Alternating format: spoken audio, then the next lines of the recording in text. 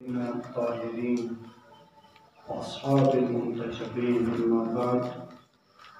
قال الله تبارك وتعالى في القرآن الكريم: بسم الله الرحمن الرحيم. يا رب إن قوم اتخذوا هذا القرآن مهجورا. صدق الله العلي العظيم. صلوات الله.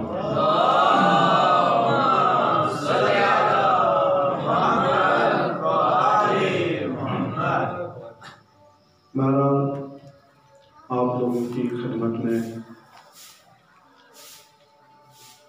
ہم اس خصوصاً کارگاہ میں فقط واقعاً قصد تھا کہ آپ لوگوں کی زیارت کریں اور اس کارگاہ میں شرکت کریں اور اساتذہ محترم سے استفادہ کریں،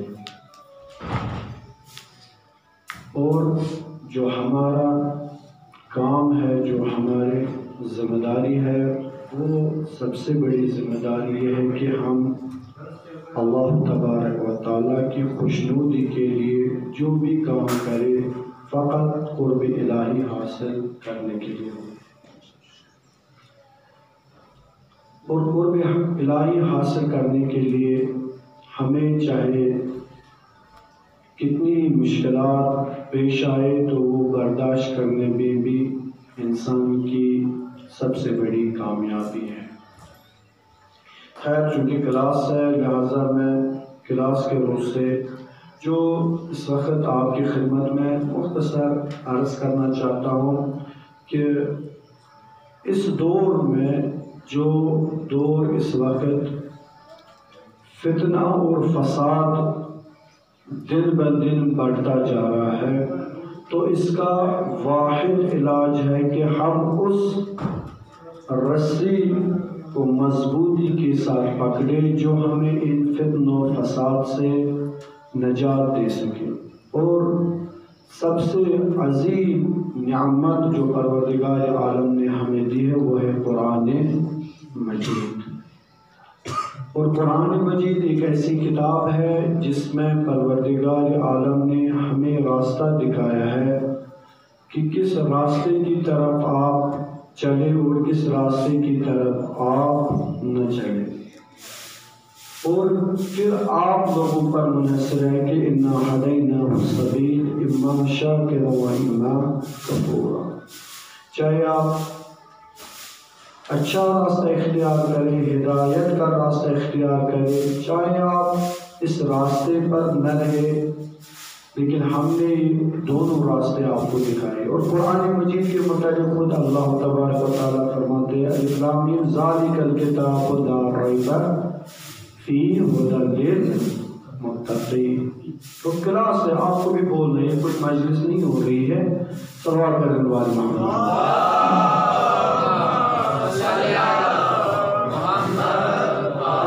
پرسوں میں عرض کی آپ کی خدمت میں ہمیشہ استاد کا کام ہے وہ 2 وے چلے، 1 وے کبھی نہ چلے۔ ہاں، خطیب کا کام ہے کہ اس کو 1 وے چلنا پڑے، لہذا قرآن سب سے پہلے جو دوسرا سورہ ہے قرآن کا، تو خدا فرماتا ہے اس میں کہ یہ وہ کتاب ہے جو متقین کے لیے ہدایت ہے، اور اس کتاب کے صفات بہت سارے ہیں، چونکہ وقت نہیں ہے۔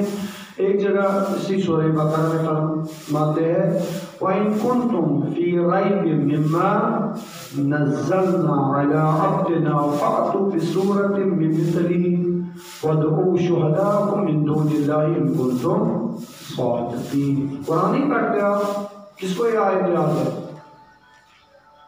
کس کو آپ میں سے یہ آیت یاد ہے؟ ماشاءاللہ، سب قرآن خان۔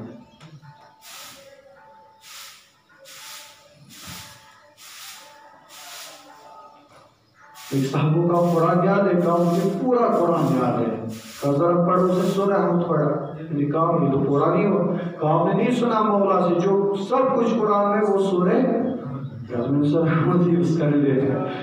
وَإِن كُنتُمْ فِي رَيْبٍ مِّمَّا نَزَّلْنَا عَلَىٰ عَبْدِنَا فَأْتُوا بِسُورَةٍ مِّن مِّثْلِهِ وَادْعُوا،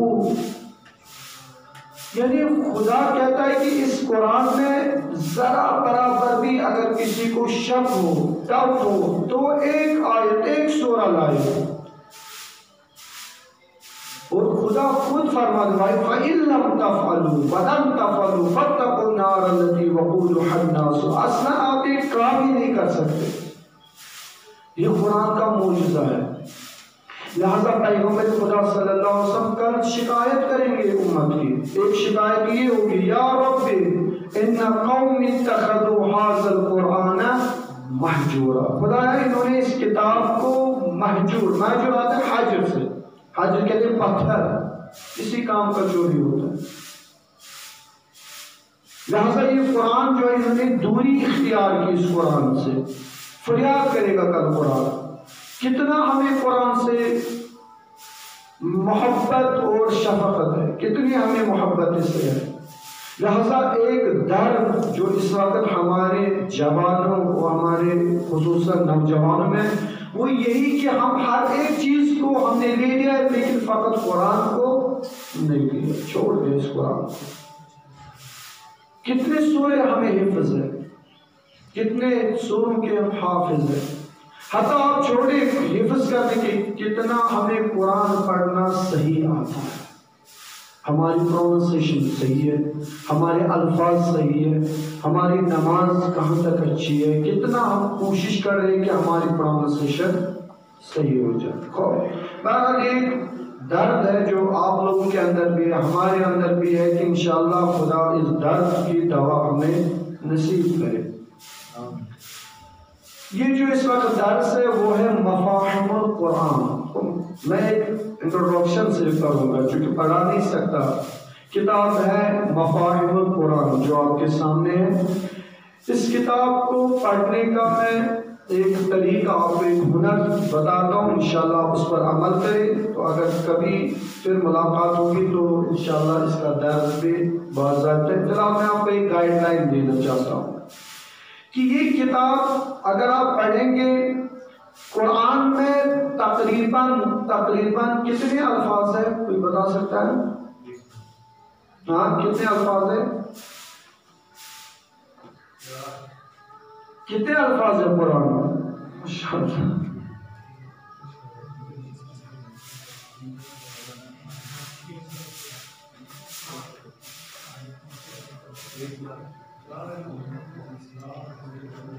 شباش, 6000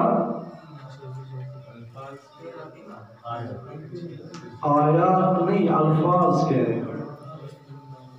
شباش, 78,000. دیکھیے 78,000 الفاظ قرآن میں استعمال ہوتے ہیں.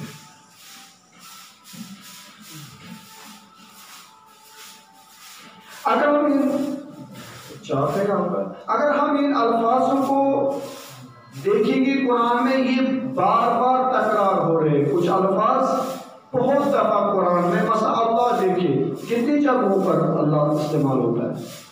اب رحمان دیکھیے, رحیم دیکھیے, مالک دیکھیے, کتنی جگہوں پر یہ الفاظ استعمال ہوئے ہیں. اگر 78 الفاظ کو ہم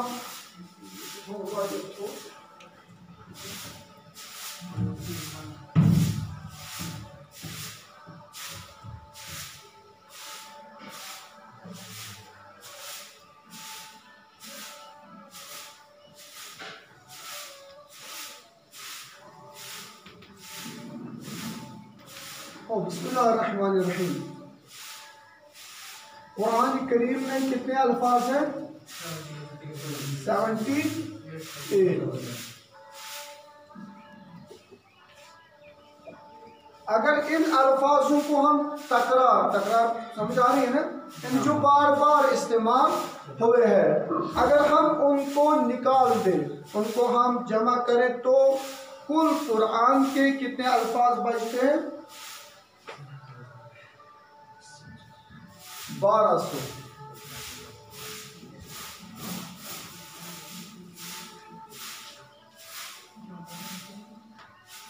تکرار کے بغیر جن کی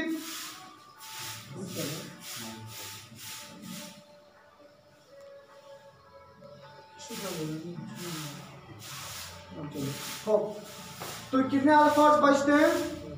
اب جائیے بھوک تو نہیں لگی؟ صلوات پڑھے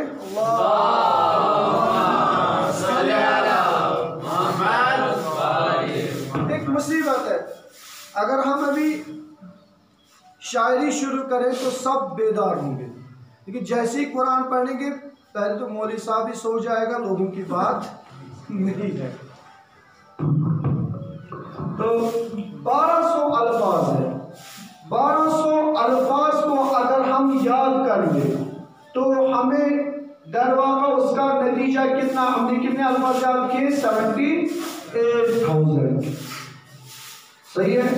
تو یہ 1200 الفاظ یاد کرنے کے لیے ہمیں مفاہیم القرآن کی ضرورت ہے۔ یہ مفاہیم القرآن جو آپ پہلی جلد دیکھ رہے ہیں، یہ 48 اسباب پر جو ہے مشتمل ہے۔ 48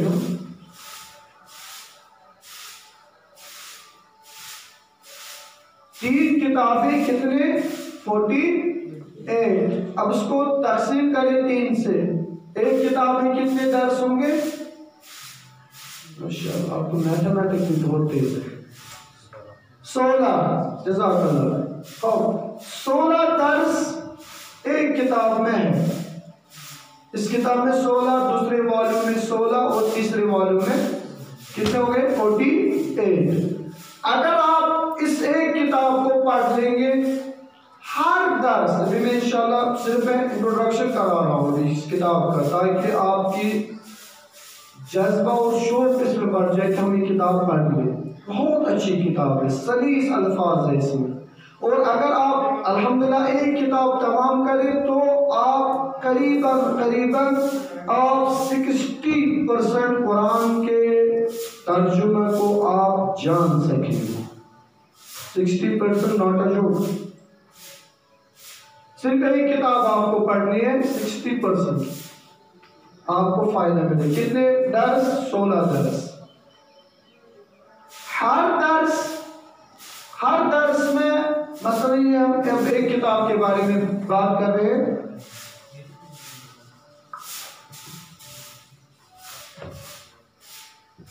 ایک کتاب جلد اول، کتنے درس ہے اس میں؟ اسباب کتنے ہیں؟ 16، پہلی جلد۔